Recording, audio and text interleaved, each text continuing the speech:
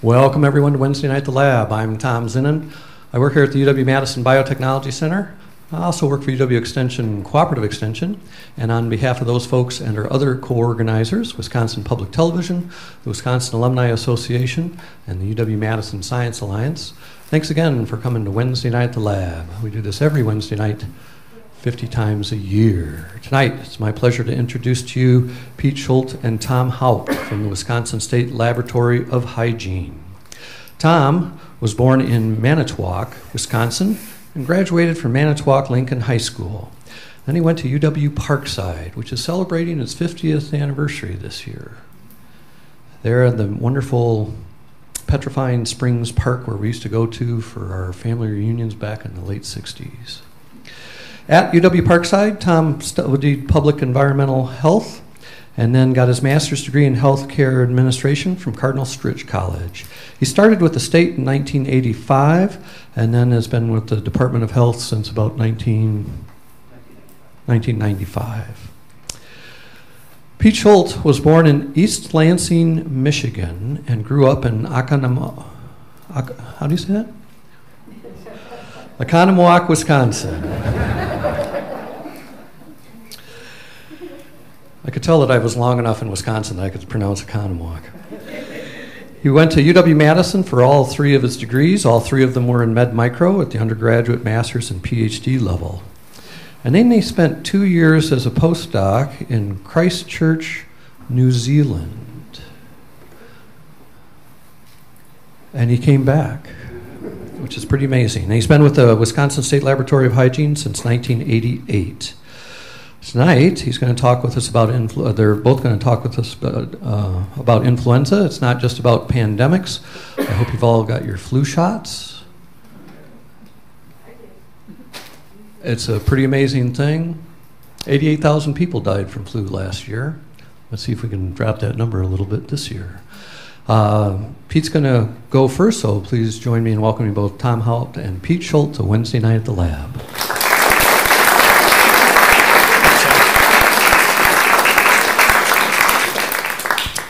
Thank you all, and thanks to Tom and the Wednesday Night at the Lab crew. It's my second time here. I really enjoy doing this. So I'm going to talk about influenza, and the title's not exactly along the lines of pandemic, but that'll become obvious why we're kind of taking this tack as we go through the talk. Want to begin with this slide. The reason we're having this trilogy of presentations on flu is I think everybody now realizes this is a centennial of the great influenza pandemic of 1918-1919, which really in human history ranks as one of the biggest and arguably most impactful global health crises in human history. CDC is also recognizing the centennial, and they put together just a tremendous website. If you want more information on the science, on the historical aspects, the societal impacts, this is a great website to go to. I'd recommend everybody do that if you have interest in the topic.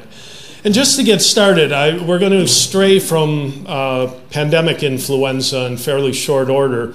But just want to highlight some of the facts. And again, I think a lot of people know about this. There were a lot of somewhat unique attributes to this pandemic, very notable things.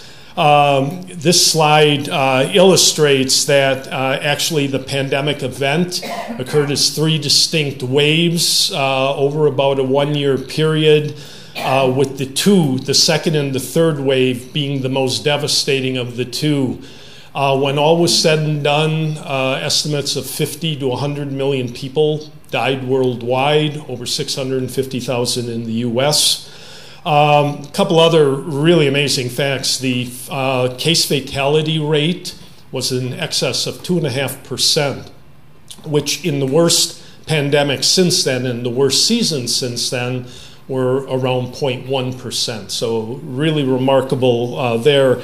And during this period, during the three waves, it was estimated that a third of the entire global population. Well over 500 million people suffered clinical illness of varying degrees. So, and then there's been a lot of comparisons over time, comparing to the impact of the pandemic in World War I. And one other kind of interesting thing on this lower curve, for a couple-year period, this pandemic actually lowered the average life expectancy by 12 years, which is, when you think of it, really quite remarkable. That's in the United States. Some elements of the disease were also very notable. Most of the cases were like typical, albeit on the severe end, influenza, but what's really highlighted are the 15 or 20% of cases that developed the pneumonia. And it was a very characteristic pneumonia, should be quotes around that italicized part, unlike anything that had been seen. And basically, it was mentioned last week, there was an excellent presentation by the 3 scientists from UW, gave a little of the scientific background on this. And it was pointed out that the direct cause of many of those cases of pneumonia was in fact bacterial, and there's very good evidence to support that. But in fact, it was very much a 1-2 punch.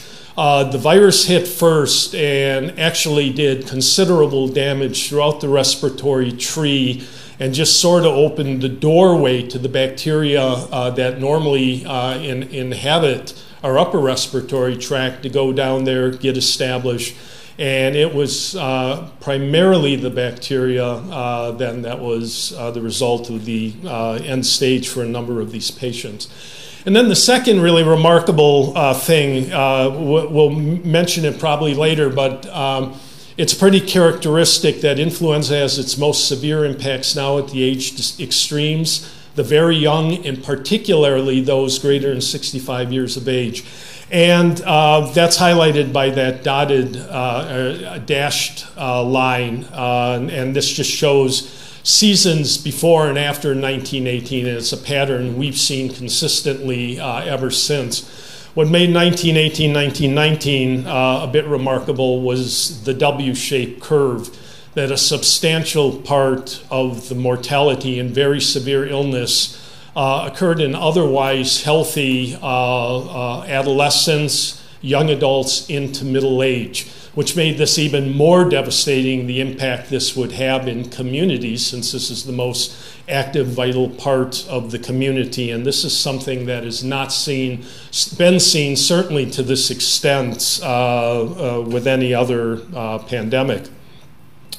So originally, I think Tom alluded to this last week, the original topic was really going to discuss the impacts of the Great Pandemic, both back then and what are some of the lessons that we have learned that are applicable to today. And in thinking about this, I decided that might not be the best use of this hour. I show these different books and magazines, and I already referenced the CDC website. You can find, if you go to these, excellent scientific descriptions of the disease, the public health impact, the societal impact of this pandemic. And I'd encourage you, if you're really interested in this, to pursue some of these. These are really tough books to put down. You are just in awe of the impact that this pandemic had. Rather, what we decided to do is fast forward to what happened last year. Of course, in public health, we worry about pandemics, but something we're going to tell you through the course of today, we deal with influenza epidemics on a year-to-year basis. And last year was really an eye-opener. So why did we do that? Why did we choose to focus on that? Well, I show up just kind of a little collage of some headlines from last year. There's been a tremendous amount of press devoted to last influenza season, the most recent of which, and it kind of culminated last week when the CDC came out with a report documenting that last year over 80,000 people died, 900,000 hospitalizations, and a particularly severe impact on young children, which in their estimation makes this easily the most severe epidemic we've had in over 40 years. In addition, as you followed the news throughout the year, we heard of school closures, ERs and urgent care throughout the country being overrun. Hospitals had to divert patients because they couldn't take anymore. There were shortages of medical supplies, saline, some antibiotics, antivirals, laboratory supplies in certain areas, particularly associated with influenza diagnosis. And what made this even more remarkable, it's not something we knew was going to happen, even as we hit the typical part of the influenza season when we know it's going to be taking off. There were no indications from flu the summer before, where flu is active in the southern hemisphere, that there was going to be this severe year. And even a couple weeks into the season, there was nothing that made this seem and there was going to be anything unusual. And the virology, the information we had about the viruses we'd expect, there was nothing remarkable. The season hit, and it truly became a historic event. So what I'm going to do is talk to you a little about influenza and make the distinction virologically, the differences between pandemic influenza and seasonal influenza. There's distinct mechanisms that allow the viruses that cause either pandemic or seasonal influenza to arise. And I just want to review that, keep it not too scientifically detailed. I'll turn it over to Tom, and he's going to focus on last year and past flu seasons, talk a little about the clinical, the public health impact, and perhaps the most important part of his message moving forward is review what you can do to help yourself as we're coming into the next influenza season. So we'll be talking about the antivirals available and the vaccine. And then it's going to come back to me.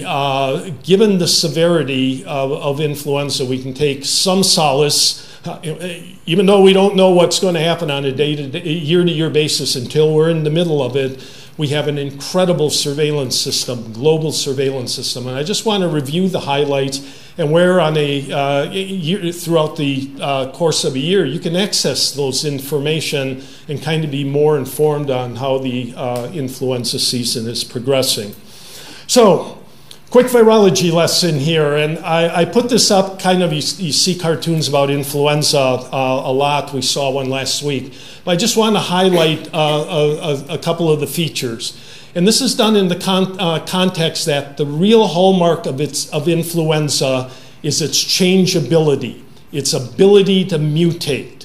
And there's a couple major ways it does this. I'm going to go over each of those. One of the mechanisms leads to pandemic influenza. The other, much more subtle mechanism leads to the seasonal epidemics that we experience each year. And I just want to lay that groundwork so you understand the difference between the two. And be sure, as bad as last season was, it definitely was not a pandemic, both on virological grounds and also in how the rest of the globe was involved. So the things to know, we'll be talking throughout the talk about influenza A and B. There's two types of influenza of public health significance. Of the two, influenza A is the only one of the types capable of causing pandemics and in general causes more severe disease and bigger epidemics. That said, as Tom can attest, we see in the laboratory, influenza B in its own right in certain years can contribute to significant morbidity and mortality. So I don't want to minimize it, but in the context of today's talk, it's really about influenza A. A couple features of the virus that are very instrumental in how this virus changes those two different ways. One of these is its genome, its genetic material that allows itself to replicate itself is RNA-based. And any microorganism that is RNA-based has that really nasty habit of mutating all the time. Influenza is the greatest example of it. HIV is another excellent example of it. It's also segmented. So the genome has discrete segments. Each segment serves as a gene. And I'll talk about the consequences of that in a second. And then the other feature that is relevant to both types of mutation, the two features, the proteins that are on the surface, the hemagglutinin, abbreviated as H, the neuraminidase, abbreviated as N. That's how we determine the subtype of influenza A. H3N2 is one of the subtypes of hemagglutinin and neuraminidase. H1N1, which is the other subtype currently circulating these days, another similar example of that. These two proteins are instrumental in this virus creating the infection in your body that leads to the illness. It allows it to attach to the cells, infect the cells, move on to new cells, cause illness, and ultimately leave the body and go on to infect other individuals. Of equal importance, it's against these proteins that our immune response is directed. Okay?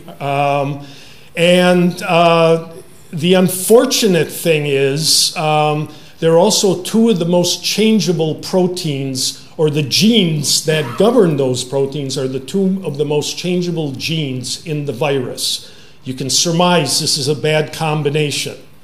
The two key proteins that are most changeable are the ones we happen to mount our immune response to, which means, in short, our immune response on a population basis is always playing from behind. We're always a step behind.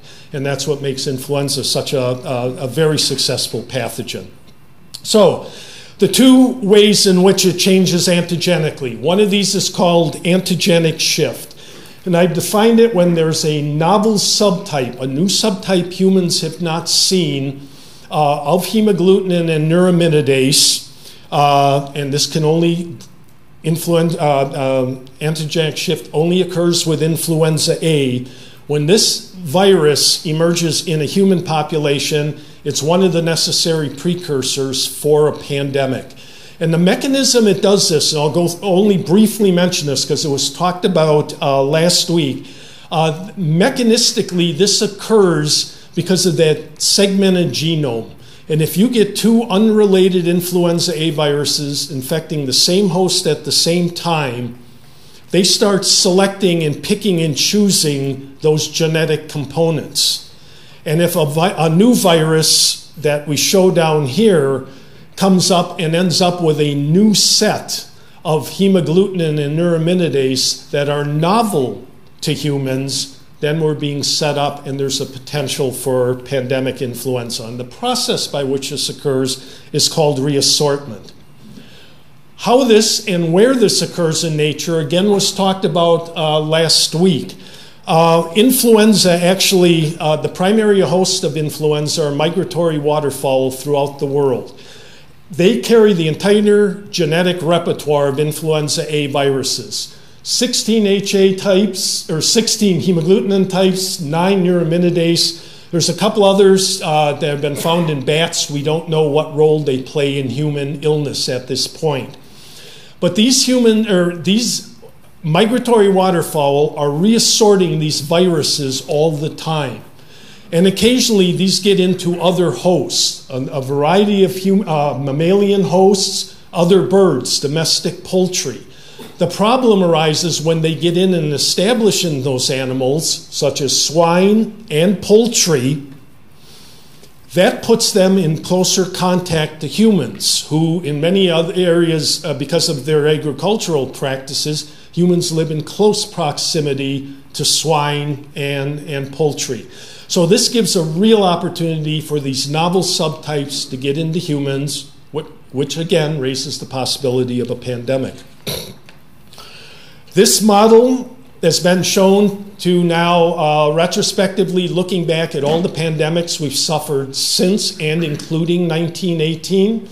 1918, it's well acknowledged that it was probably set off by an avian virus, but that virus was created because of reassortment going on in other avian species. That led to the H1N1 pandemic, and that virus was with us for many decades until it combined with another avian virus, And the new virus picked up different components from that new avian virus, and we ended up with the H2N2 virus, the cause of the Asian flu in 1957. Similar event occurred in 1968 when the H2N2 reassorted with another avian virus, and we ended up with the H3N2. And progeny of that H3N2 are the ones that are affecting us today by the other change mechanism that I'll talk about. And finally, in 2009, H1N1 2009 arose. If you were at last week's talk, a really good explanation. Extraordinarily complex series of reassortments involving pigs in different parts of the world, multiple avian species, and humans. And when it all was said and done, the dust settled, we ended up with the pandemic strain that caused the 2009 pandemic. And the consequences of this is pandemic flu. In the interest of time, I'll lead you read about this. Basically, pandemic flu is a global epidemic that has these characteristics. Very rapid spread, occurs pretty much around the world at the same time, often with more severe disease. And because of all that, there's a lot of other significant social impacts on infrastructure, and so on. Now, these novel influenza viruses are generating all the time, and we've seen in the last 5 to 10 years a strong uptick in the number of these novel viruses that are being identified. And when I talk a little about the surveillance, I'll show how this is being picked up globally. But we're seeing a number of these, and a number of these have infected humans, and to a certain extent, in a very serious way. We heard about the H5N1 virus, the H7N9, which have been with us in the former case for almost 20 years now, and the H7N9 over in China the last 5 years. Capable of causing human disease with mortality rates in excess of 50%. But what hasn't occurred with those leads to this final slide about pandemic flu. There's a recipe for a pandemic. You need the emergence of a novel subtype. You need infection and illness to occur in humans, but you need efficient and sustained human-to-human transmission. That has occurred with our past pandemics. This has not occurred with those other novel subtypes yet, but the number of mutations to make that leap are not large. So it's something we have to be concerned of. So with that, I want to briefly tell you the second mechanism of antigenic change is called antigenic drift. Much more subtle, always occurring as influenza circulates around the globe. And the impact of antigenic drift is seasonal influenza. What happens, the hemagglutinin and neuraminidase acquires mutations that keep it a step ahead of our immune response. It causes an epidemic everywhere in the world, every year, different times depending where you live in the world, and is the reason we have to essentially re-engineer our vaccine each and every year to try to keep up with the virus. The consequences of that is our annual flu epidemic. I show that at the bottom. These are data from the state lab. And the considerable public health impact that influenza has each and every year. And I'll leave you to read the number of cases that occur every year in a typical year, number of hospitalizations, and number of deaths. And you can see how this impacts us globally as well. You can see why last year, compared to what the mean has been essentially for the last 20 years, why last year is considered a historic year. So with that, I'm going to turn this over to Tom, and he's going to pick up with what happened to us last year and what's been the impact and what can you do about it. Thanks, Pete. Appreciate it. And welcome to Wednesday at the Lab. This is my first time here. Very proud to be here. I do want to add a couple things to my bio very quickly to what Tom said earlier. Back in 1997, the CDC actually made the first designation of having state influenza surveillance coordinators. Our jobs were to kind of pull together laboratory, outpatient, mortality, hospitalizations all together, so we're all saying the same thing. And I'm proud to say that I'm one of the 2 remaining original influenza surveillors in the country. So thank you very much. I will also share that with my colleague from Connecticut on that. So influenza activity in the United States, we were actually in the Department of Health Services very blessed to have a great relationship with the State Laboratory of Hygiene. Not a lot of other states have what we have. Some of the Department of Health do not even know who their laboratory and their laboratory people are. It really is kind of scary how some of these things happen, but we've developed a relationship over my 24 years here to really talk to each other, get on the same page. Hey, we have disagreements, we all do. But again, it's something that we have been very blessed with in Wisconsin to have one of the best relationships between Department of Health and the State Laboratory of Hygiene. One of the main ways I wanted to show you some information, both federal, United States-wise, and also I'm going to Wisconsinize it a little bit. But this first slide, the top portion is the severity, and you see this on like the Weather Channel and some of those other stations will show this. Obviously, the more red, and closer to the red, the more severe, the more intense influenza is. And this is influenza-like illness, which is defined as a fever and a cough or sore throat. Fever with cough or sore throat, nothing more than that. But this top picture shows that all but 6 states were in the red high range back in the 3rd week of February, around February 3rd, actually the 1st week of February. This has never happened before. It's never been more than like 15 to 20 states. We had 44 of our states actually in the red at the same time. The bottom one is geographic spread, and never have we had all 48 states plus the Alaska, or 49 out of our 50 states, to actually be at widespread activity. Now, widespread activity is something that I'm responsible for. I am looking at outbreaks, I'm looking at influenza activity through laboratory surveillance, putting this all together through a formula they have. We report on a weekly basis down to CDC. But these two maps show you things that have never happened since we started this surveillance back in 1997. Influenza activity in Wisconsin over the past few years. You notice the highest is actually in the 2014-15 season. If you recall, the 2014-15 season was the year that the vaccine and the viruses did not match at all. But this past year, which is shown in the red right here, while it was lower, it was a much, much longer year. And the past 2 years have been, and this is actually the influence of the influenza B viruses. The influenza B viruses really extended our seasons the last 2 years significantly. It also hit the elderly population. I'm going to say the older population. I know sometimes I say elderly, people don't like that. Slightly older population. Somebody told me at work to say seasoned. I don't know if that cuts it or not. I don't know. You tell me if you like that word or not.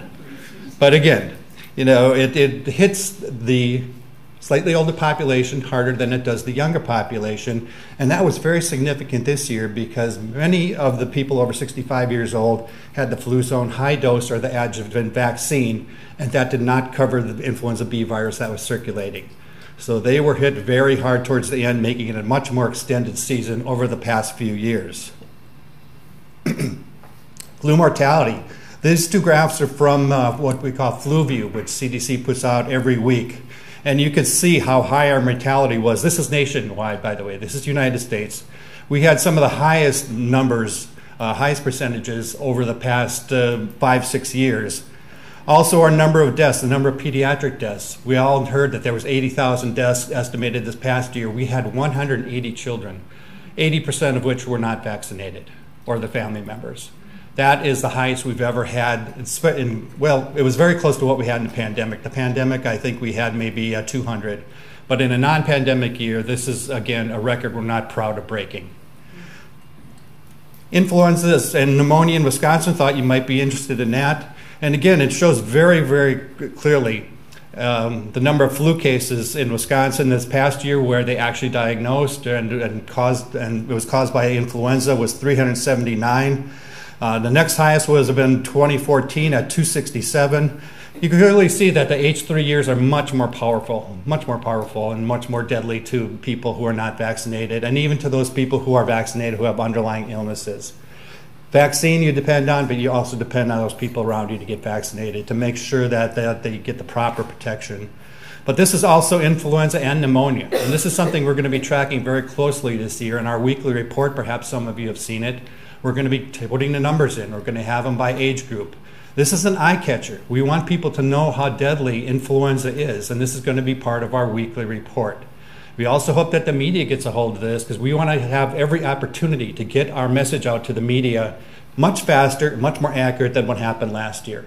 If you happen to remember last year, they had this early season total of the vaccine efficacy being about 10%. And even public health people shied away from the vaccine at first. It was really very, very poorly done. We want to get ahead of the game with the media. We want them to call us. We want to explain the situation. We want to encourage vaccine until there's no more vaccine available or it has expired. But again, you notice the difference between like the 2014-15 season, which is right here, very thin, very small as far as going up and down very quickly, much wider, much longer season in 2016-2017. Flu hospitalizations, this is a graph of influenza incidence by age group. You can see how very, very large the incidence is overall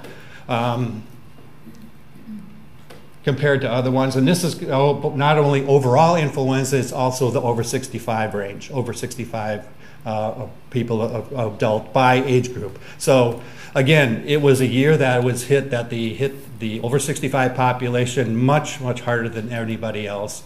We had multiple nursing home and long-term care outbreaks. We had probably close to 500, and that's over the season. And you think it's not hard to follow up on them? I mean, did I do my job? I did the best I could. But, you know, I depend on the local health departments to help them out, to make sure they know the guidelines, the precautions to take, know when to use antivirals, what antivirals to use.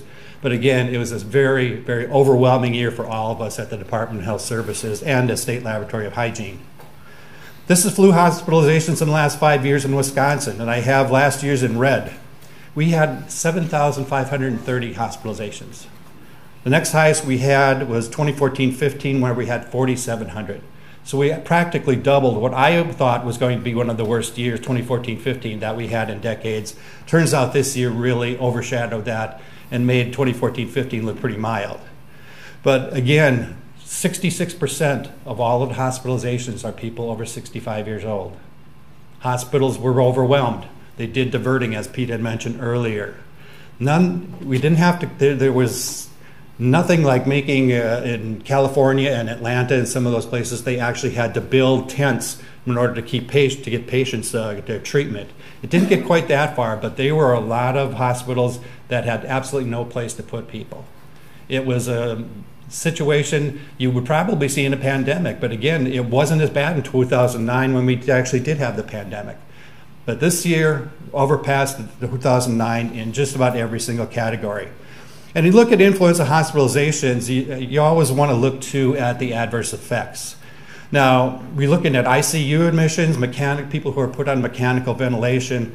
Almost 1,000 people wound up in ICU last year. And of that, like 273 people were required to get mechanical ventilation. Very serious year. Much higher numbers in every category, broke every record, and not a record we wanted to break. So why was the past season so severe? When you think about it, it was the same vaccine and the same virus that was going through on the 2016-17 season.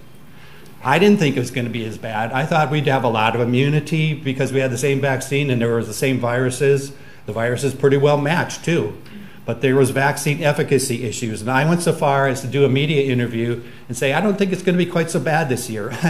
I hope that has been erased. I hope it's no longer on YouTube or any place like that. If it is, I apologize, because I really put my foot in my mouth at that particular time, and I have learned my lesson.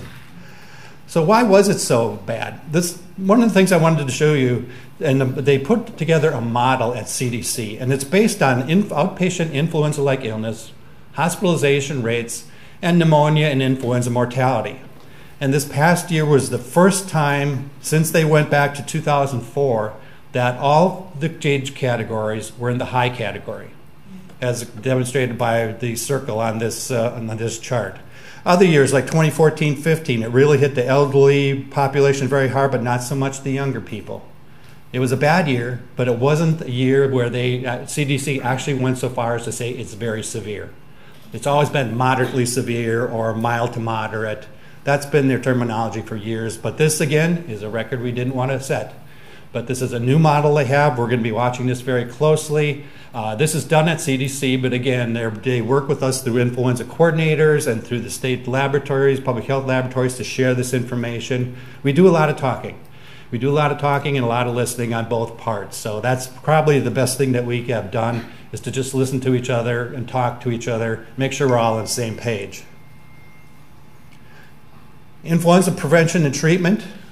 Again, we're looking at vaccination, antivirals as two of the main ways of preventing and treating influenza.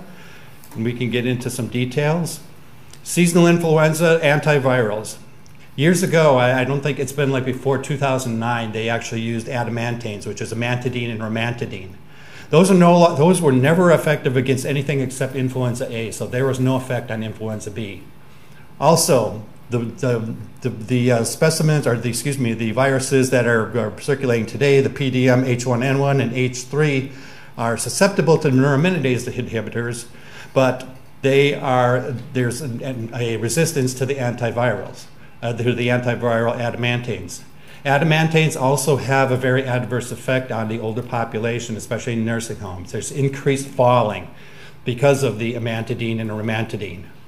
Neuraminidase inhibitors, as Pete was mentioning earlier, Tamiflu or its generic equivalent is probably the main antiviral that people use. It's done orally. It can actually be put into a solution for small children. People do not use zanamivir very often. It's also called Relenza. It's an inhalant, and people who have respiratory disease do not want to use it, some kind of inhalant of powder. Peramivir is IV, and that's for people who are hospitalized who cannot take oral antiviral, for people who maybe are maybe are in a coma or something because of their illness. Very much used only pretty much as a last resort. Not used for prophylaxis, where Tamiflu or also Tamivir and zanamivir can be used for both treatment and for prophylaxis. Again, as I mentioned earlier, PDM, H1N1, and H3N2 are very susceptible to neuraminidase inhibitors. And one thing I wanted to mention too, there's a new antiviral coming out. It's called baloxavir. And maybe some of you read about it. It was really, the media made a big mistake, and they said it's the new drug that will kill the influenza virus in one day. Not the case. What baloxavir does is the same thing as the neuraminidase inhibitors, but a neuraminidase is one protein. The baloxavir stops the duplication of a different protein. Difference is it's a one-time thing, one pill, whereas with Tamiflu, it's twice a day for 5 days. So it's in the process of being okayed by FDA, possibly by sometime this season, but I don't think it's going to be very available. So I'm looking forward to it more in the 2019-2020 season. Vaccine strategies to reduce influenza infections. They're safe and effective, and we're going to talk about vaccine efficacy shortly. And the vaccine efficacy is different than a match. We're going to get into, and I think Pete will talk about this a little bit later, but a match means it's genetically the same thing, but the vaccine efficacy is something totally different. The two options we have are inactivated vaccine, which is a trivalent. It covers both influenza AH1 and AH3, but it only covers one out of the two Bs. And the quadrivalent vaccine covers both influenza Bs, both the Victoria lineage and the Yamagata lineage.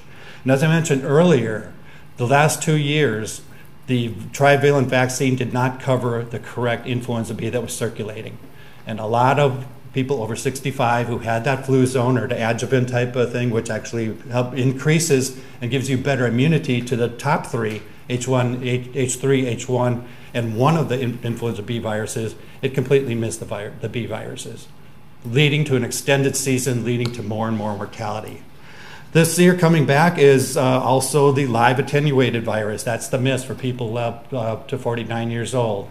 It was dismissed because it's thought to be ineffectivity to the H1 virus over the past few years. There's still some controversy out there. You know, the people in Canada, the doctors and clinicians in Canada swear by it. There's still some reluctance with doctors around here. And because it was only okayed in February, A lot of places were not able to order it. So it's not the easiest thing to find. It is out there if you look hard enough. If you have children who will not get a shot, it is a good alternative to use. Again, it's a very safe, but it is a live virus, so you always have to be a little bit careful of those particular things. Now, vaccine effectiveness. Hopefully I can explain this.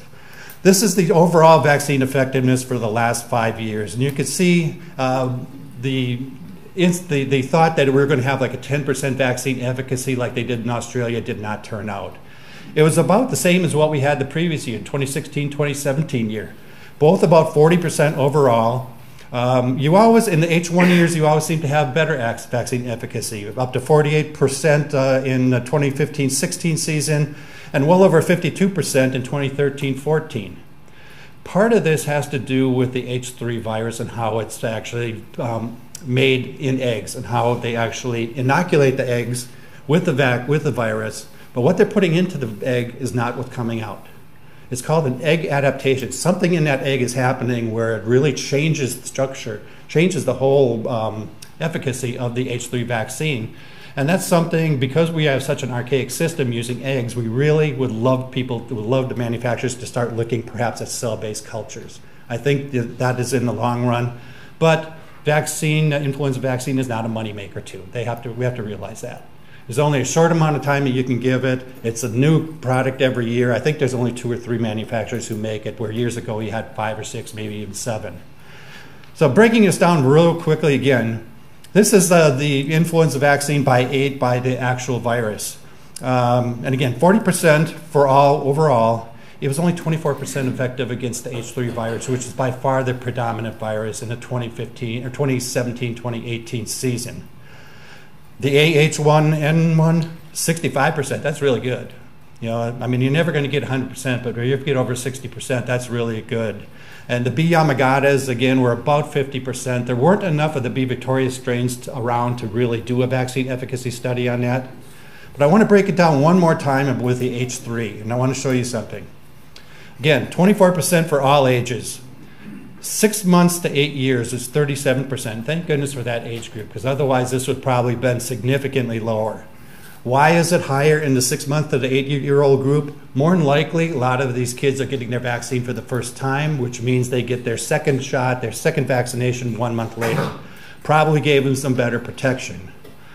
9 to 17-year-olds, 10%. And look at the long line. That's the confidence interval. I mean, it really are not sure about some of these numbers. It's not as black and white as what we'd like it to be. But 10% efficacy for that age group, and the 18 to 49 years old, a little bit better than the 50, 64-year-olds, and again, way down for the over 65-year-olds. This is vaccine efficacy. Again, the match was not that bad. The vaccine working was not that good. We're hoping that by the 2 changes that we made this year in both the H3 virus and one of the influenza Bs will improve this significantly. We are going to be very optimistic, like we are every year. We are encouraging people to not shy away from the vaccine, but to really keep going and get vaccinated, not only for yourself, but to protect those people who are around you. What was expected, again, was largely what we got. It was not a bad match last year. But again, some of the vaccination rates, and I have some numbers from Wisconsin that I thought you might be interested in. If I could find mine quickly. I thought I had this right page on here, and I apologize for that.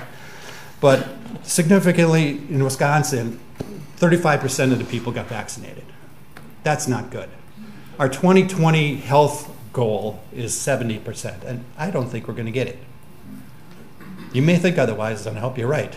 But again, 35%, and that was even better than we had the year before. That was like 33%. But the highest numbers is about 50% in children 0 to 4 years old, only 25 to 30% in those 5 to 49, and it really was pretty good over 65. It was about 60%. But once you get into the 5-year-olds to the 49-year-olds, the vaccine rates are horrible. I don't know why this is.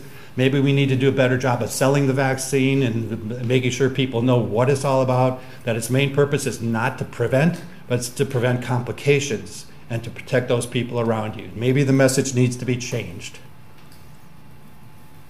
Seasonal influenza vaccine, why isn't everybody getting vaccinated?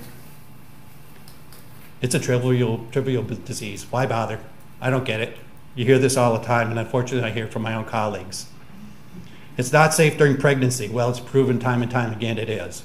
You can get it on any of the 3 trimesters, and it gives the best protection for that child who's about to be born during that first 6 months when they cannot be vaccinated.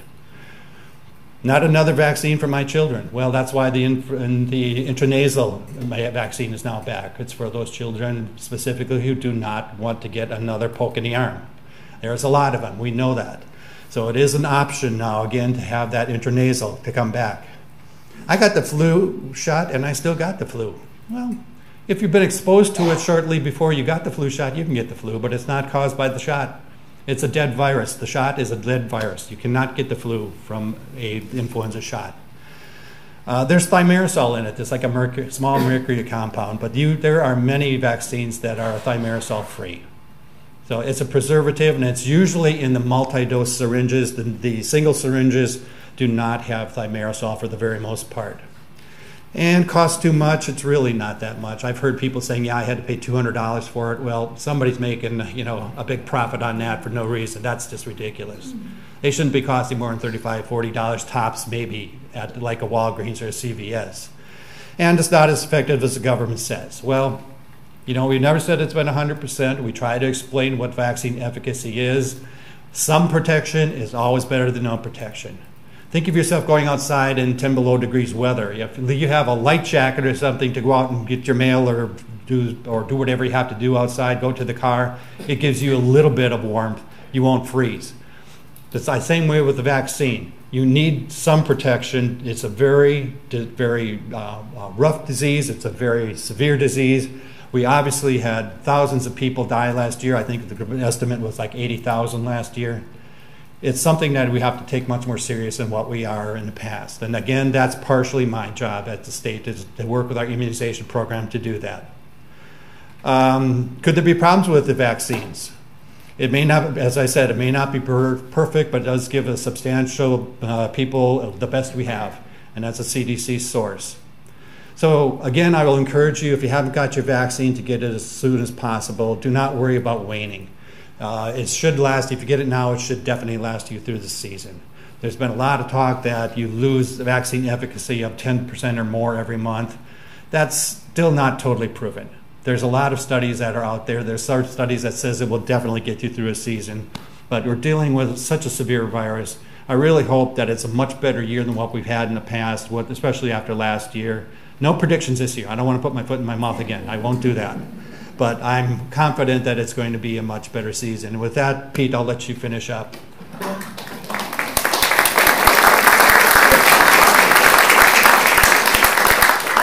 Thanks, Tom. In the time remaining, as I said at the outset, I want to kind of reassure you, this is a bad bug. We don't have the optimal way to prevent it, but I reinforce what Tom, the public health party line is. It is the best we have, and it's way more effective than a lot of people give it credit for. You've got to get that vaccine. All ages need to get it. Despite the limitations, despite severity of the disease, over the last 20 years, largely because of the concerns with pandemic flu, we have developed an incredible influenza surveillance system that is now global. I'm going to quickly tell you what goes on globally and then get down to the U.S., because within the world, the United States really has the most robust model for flu surveillance, and we're constantly exporting that to other countries and helping them get to that same level. And then I'll second Tom. Wisconsin is second to no other state in the country for state-level surveillance that actually advises our national surveillance.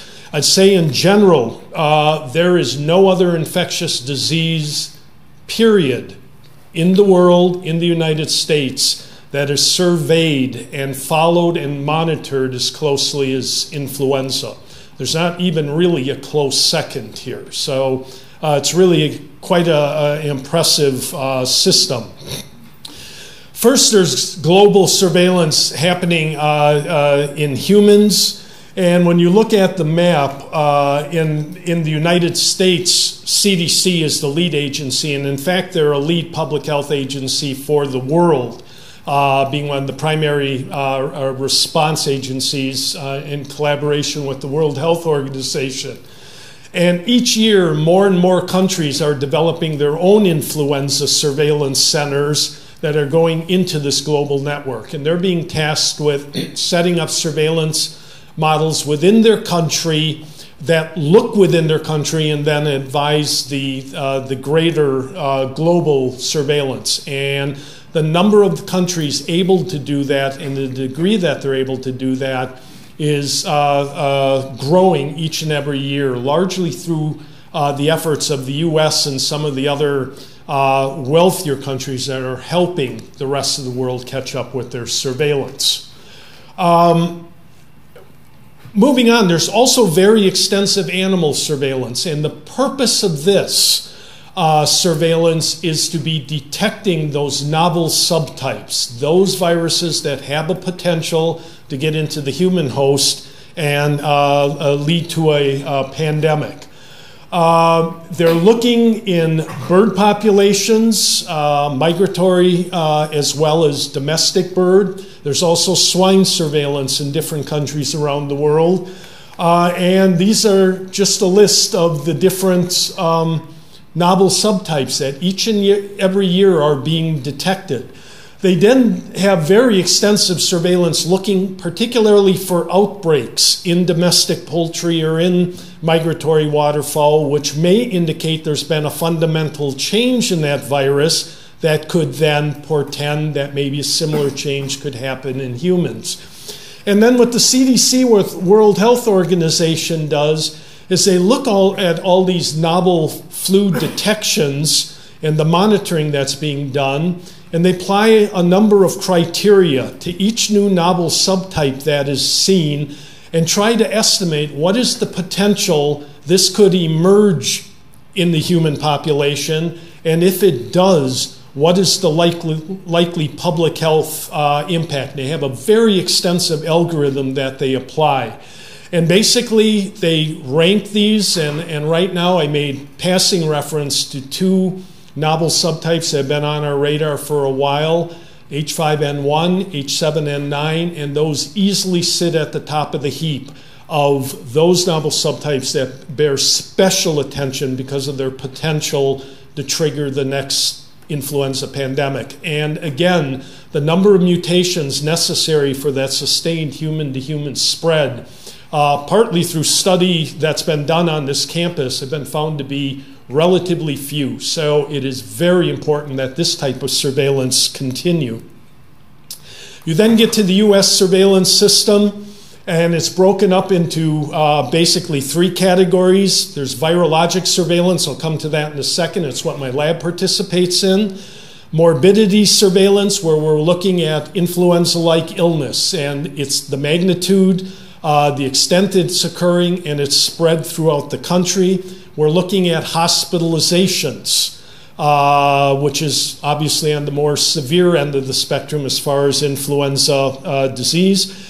And then mortality surveillance. National Center for Health Statistics keeps statistics for the whole country on deaths due to pneumonia and influenza, and that helped populate that curve, those curves that Tom showed you about mortality each influenza season. Childhood influenza is now a reportable condition, I believe, nationwide. All states are doing it. And I'm telling you, the first thing you hear, 80,000 people died of flu, but only 180 children. These were unvaccinated children, and each one of those, and we get involved with these cases in Wisconsin, they are absolute tragedies. In most cases, in many cases, those are otherwise healthy kids who just, bad luck, gets a severe unremitting illness and they die, often unexpectedly. And these, it doesn't matter whether there's only one of them, they are way more tragic than a lot of the other illnesses that we see, and it's really heartrending when you see this. Now, all of these data then are accumulated at the national level and then are sent back out to the states, to Tom and his counterparts throughout the country. And also you can access these at the CDC by going to their website, www.cdc.gov/flu. And go to FluView because it gives a very good and understandable synopsis of what's happening with influenza on a week-to-week basis in the United States. This is just a compilation of the data. Tom showed you this. These are the types of data then that they show you as the season progresses. Virologic surveillance. Public health laboratories are tasked with working with CDC to pay special attention to those viruses circulating in the United States. We work with our clinical laboratories throughout the state who do a lot of their own influenza testing to gather their data of how many tests are they running and are they seeing influenza A or B. Those isolates then come to my laboratory and we look for the subtype. We look for whether and confirm whether it's influenza A or B, look at the subtype for influenza A, and determine which lineage of influenza B. Through these data, we know that each of the last 2 years, the trivalent vaccine missed on that flu B that was circulating. We knew that very early on because we were doing the characterization of the viruses. We're also always looking for novel and reassortment viruses throughout the year. We do our surveillance year-round now because we have these cases that come up that are swine origin or avian origin. The work we do then is shared with CDC along with the specimens we've worked on. We give them to them by the middle of the flu season, right around January, and then they make a selection of all the different isolates and viruses we've worked on throughout the country to determine which are the ones most likely to be circulating next year, and they begin the development of their vaccine, which is a 6 to 7 month process. So we're heavily involved in determining what viruses are going to show up in that vaccine, and we also detect and monitor antiviral resistance. This is just a shout out. We've got 50 clinical labs. There are 132 total laboratories in the state, hospital-based laboratories. 50 of them are now active doing state-of-the-art molecular influenza diagnosis, and we get data and specimens from each and every one of them. And we really are a model for other states. We're working hard with other states so they can kind of develop similar networks within their states. And all these data and all these isolates go to the CDC for further characterization. So with that, that's a synopsis of surveillance. I want to just leave you then, kind of wrap up. One final slide, parting message. First of all, hopefully, even before this talk, you recognize the clinical importance of influenza and the public health importance. Not only pandemic. It would have been really easy to talk about pandemic influenza and wow you with really what bad things it does. We thought it'd be more appropriate to let you know what confronts you each and every year. This is something you need to deal with for sure. Pandemics may happen next year, may not happen for 30 years. But be assured you're going to have another epidemic next year and we're going to have to deal with that. And respect it. And a lot of people do not. It's a serious illness. I'm in the same age group as many of you. We sit at the top in terms of being a risk group here. And that's got my attention, and it should have all of our attention.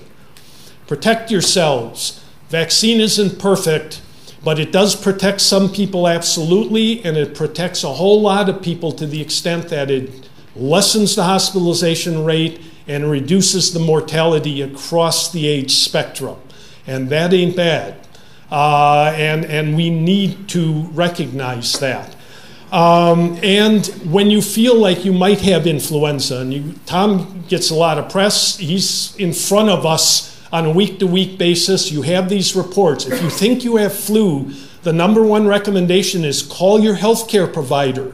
Tell them they can order up an antiviral, which if you get in that first 1 or 2 day window, absolutely will reduce the severity and also incidentally will keep you out of the hospital and keep you alive. So it's a good thing. You need to proactively reach out to your healthcare then. And protect yourselves by being aware of what's going around in the community, in the state, and nationally.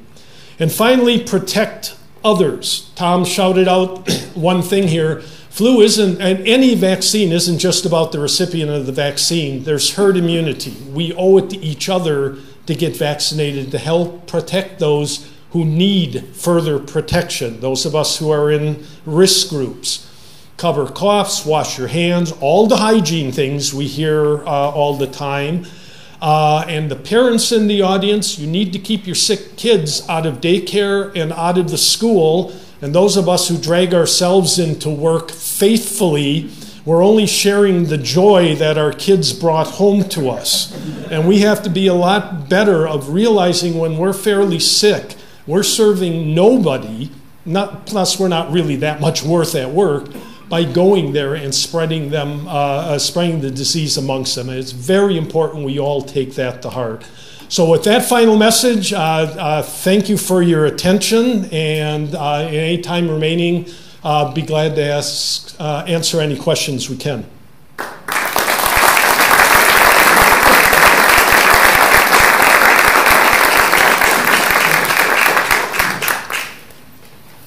Yeah. If the quadrivalent has an extra immunity, why aren't all the vaccines quadrivalent? It's actually manufacturer's choice. I've been Repeat the question, please. Oh, repeat the question, please? Yes, okay. please. Thank you. The question was, if the quadrivalent has all, why aren't all vaccines quadrivalent? Why don't they cover all 4 of them? And that's the manufacturer's choice. I talked to the people from Sanofi Pasteur who do the flu zone high dose. We're not going to have it this year. They're not going to have it next year. As I mentioned, flu vaccine is not a real moneymaker. We're hoping that within the next couple of years that all of the vaccines will be quadrivalent. But again, it's up to their choice and what to do and how difficult it is to make that particular vaccine. But I'm hoping, like you, that within a couple of years they'll all be quadrivalent. I think it's incumbent on all of you, if you go to your vaccine, whether you do it through your provider or go to a Walgreens or wherever, if you ask them for it, sometimes they may have one or the other, they'll give it to you. I'm not exactly sure the difference in price, but frankly, it shouldn't matter, because influenza B, particularly in the risk groups, is still a very serious disease. If you can limit the impact of it, it's my opinion, money well spent. Agreed. How is efficacy defined as you showed in your slides? Is it no disease, no symptoms, no virus, no antibody? Vaccine efficacy is the definition of what we use, and we have like 5 places in the United States that do it, including Marshfield Clinic, Marshfield Research. What it is medically attended influenza. If you have to go to the doctor and you've been vaccinated, technically that's a influenza vaccine failure. But keeping you so you don't have to have medical attention, that's what the goal is, and that's pretty much as basic as I could get. Now, it's a controversial thing. You think about somebody who might be a little bit older. They maybe like a 80-year-old person goes to the doctor, they put them on Tamiflu, they're perfectly safe. They don't have to go to the hospital. To me, that's a vaccine success story. But according to vaccine efficacy, because they seek medical attention, and that's the key, that would be a vaccine failure, and that's pretty much how they use it, how they make that definition.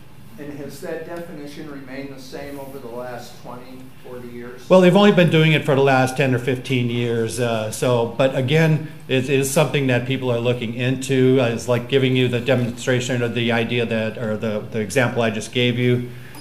It maybe needs to look to be changed. It's totally different, and I'm not sure how, but it is totally different down in Australia. They have a much smaller group, and that's one of the reasons, much smaller sample size, I should say, and that's one of the reasons why they had such a poor vaccine efficacy last year. But it's always looking to change, but they also want to have consistency too, and it's got to be consistent amongst the 5 different places. And I would add that it gives you a much more realistic picture. To your second question, I want to say 10 or 15 years ago, if you go to the CDC website, they universally said vaccines are 70 to 90% effective, a little less so in the elderly. Mm-hmm. And honestly, we all knew in the field that that's a way overestimate. And I don't remember what season it just became painfully obvious that there's no way the vaccine is anywhere near that. So CDC did change, and we have study sites that look at this more rigorously. So again, we're getting a more accurate picture of the true efficacy or effectiveness of the vaccine. Again, it still boils down to not perfect. It is what it is. Hopefully new technologies, and there's a lot of work to improve the vaccine. Hopefully that'll continue in the years to come, but at least you have an accurate representation now. I'll go here in a minute. So I'm a little confused. It sounds like not all of the vaccines are the same. If I go to my healthcare clinic, or if I go to a Walgreens or a CVS, it sounds like I could get a slightly different vaccine, or are they all the same? No, again, the big difference between the vaccines is one, it covers just 3 out of the 4 viruses. One covers all 4. The one that covers 3 out of the 4 actually has a high, what they call a high dose, and might have a little bit more better effectiveness for those particular 3 viruses, but they have nothing for the 4th virus. The question always comes up, people ask me, which should I get, the quadrivalent or Fluzone high dose? We've had some very spirited talks at our office. Not arguments. Okay, we have arguments, but we've had some people who have gone both ways on that. But I've even talked to some nursing home directors this past year, and they said that they really chose to do the quadrivalent because it has that 4th influenza B, and that's the one that it was covered this past year, and they said it really worked out well. But you got to do what's best for yourself, maybe get some input from your clinicians. Sooner or later, there's going to be, like I said, it's going to be, everything should be quadrivalent, and that would be great. But in the meantime, make that decision with your clinician. What do you think is best for you? Yeah, here and then I'll work down. Yeah. Go ahead. How long does it take once a person gets a flu shot? How long does it take before it becomes effective or whatever? It's about 2 weeks before you get the full protection. So again, if somebody's been exposed to influenza, yes, get the vaccine. They can come down with influenza within those first 2 weeks. But generally, we're talking about 14 days. You know, from the time you get the shot to the time you have maximum protection. Here and then I'll come back there. Go ahead. When you're giving the numbers of total flu cases in the United States and how many were hospitalized and how many died, how many of those people were actually tested for the virus, and how much of it is assumed that that's the flu because they have those 3 symptoms? Yes, the influenza hospitalizations are based on laboratory confirmation. The other ones where you have the estimates of 900,000 or whatever the case was, I'd have to double check, that's based on a model.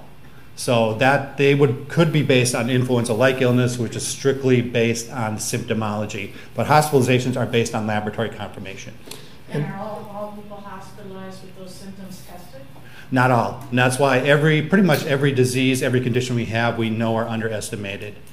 But we try to look at comparisons from year to year. That's our main way of looking at these things. We know that a lot of people are in the hospital with pneumonia, probably do have flu, are never tested, are not counted. And the listing on death certificates, if it's pneumonia and influenza, that's historically been what's used. Not, I venture a small percentage of those have actually had influenza testing done. But if you look historically at the peak of that, both in terms of when it occurs and its magnitude, and then overlay it by other parameters of the severity of the flu season, there's a remarkably good correlation that goes back decades. So they still use that as a good indicator of mortality, and there was some modeling that went into that estimate of 80,000 as well. But you're still talking about the correlation of untested people, aren't you? Yeah, there's some element of that with both hospitalization and mortality, because not every person is tested for influenza. Any idea what percentage of them are? I wouldn't venture to make a guess. There's some people you have a cough and they're going to take, and the clinicians will test you. Others you could be in pneumonia in an ICU and they won't test you. So, I mean, it all depends on what the clinician thinks. Also, what's circulating within the facility, within the county, within the community. And that's one of the reasons we get our information out, so they know what viruses are circulating, what to be looking for, whether it's influenza RSV, which is not only childhood disease, but also hits the older population very, very hard. So that's, again, our job is to try to get that information out so they can make the best clinical decision. But a lot of, again, it's more than likely these things are totally underestimated. Yeah, and it's even more complex than that. There's more and more point-of-care tests that are turning out to be very, very good, and clinicians now in the community are using more of those.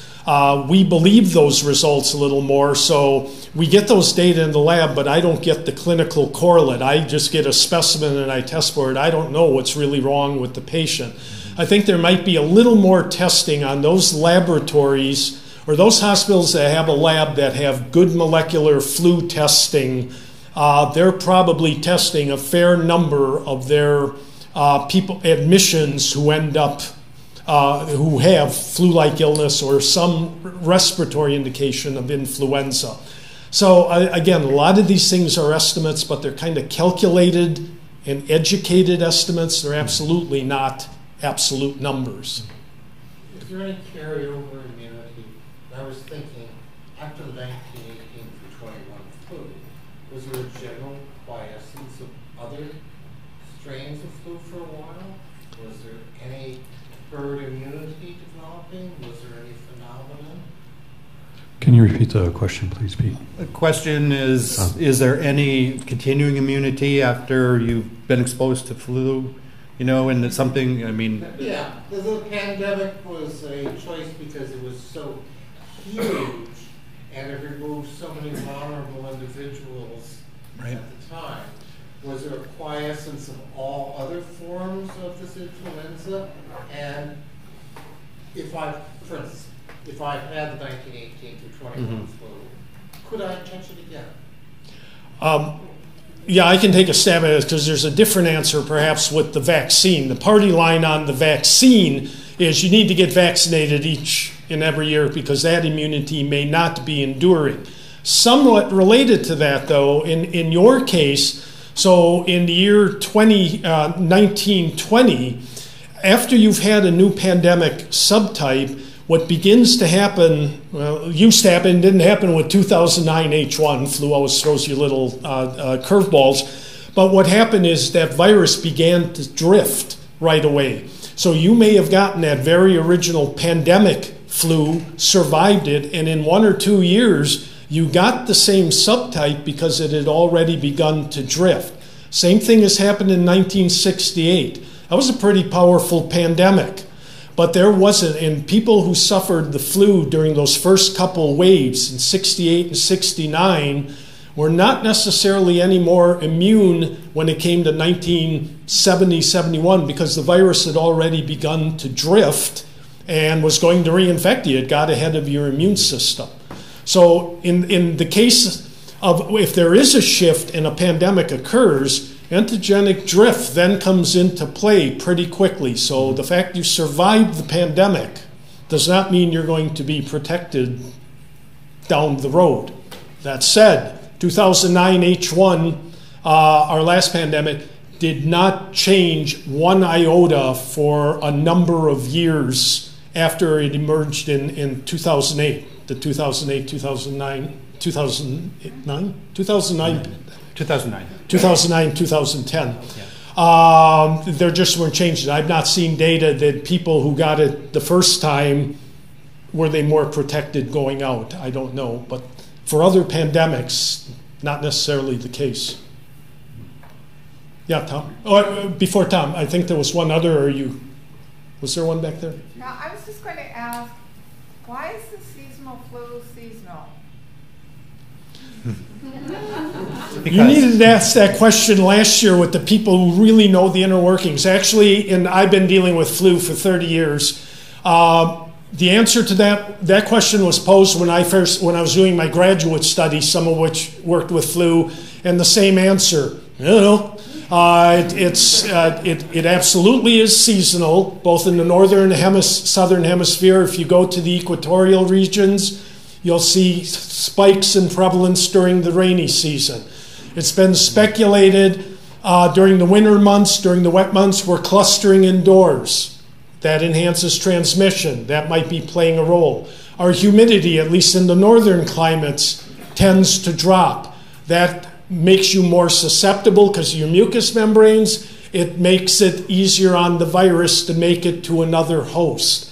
Beyond that, they don't have that answer, yet the question continues to be asked by yourself and others. So let me add one thing to that. I always try to track how many weeks in a row we have flu. And between July of 2016 and June of this year, we had at least one confirmed influenza case every week. So flu is always around. But it seems to get much more prevalent in the winter months. Maybe people are closer together, schools are starting. As you said, the climate types of things. Nobody knows the exact answer to that question, but those are some of the best theories. But again, remember, flu is always around. And we had, for the first time in years, maybe 3 weeks this past summer where we didn't have any flu. That's rare. And along those lines, a real interesting thing we've seen, I haven't looked in recent years, I know we talked about this once a long time ago, flu is around all the time, and our surveillance now detects it all the time, except this past summer for those few weeks. We've had flu in nursing homes that I swear had that happened in January or February, we would have had an outbreak, this man would have been very busy. Yeah. It's happened in August or July, and you have 1 or 2 cases in the nursing home. So something... And that's at a point of time when they're probably at their lowest immune place because they hadn't been vaccinated since the previous autumn.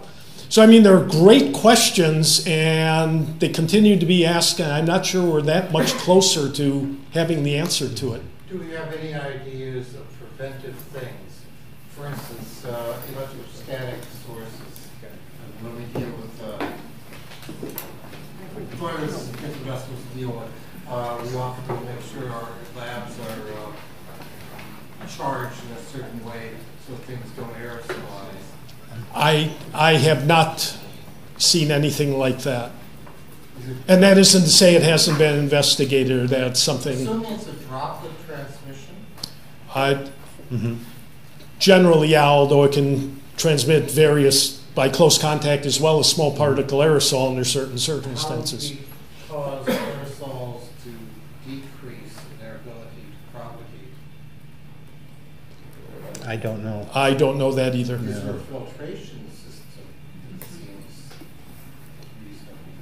Well, again, it's person-to-person close contact with droplets. So, the environmental aspects of having something like that, I don't know how feasible that is. I mean, they're good thoughts. If it would work, I'd be all for it. But I don't know that there is such a thing, to be honest with you.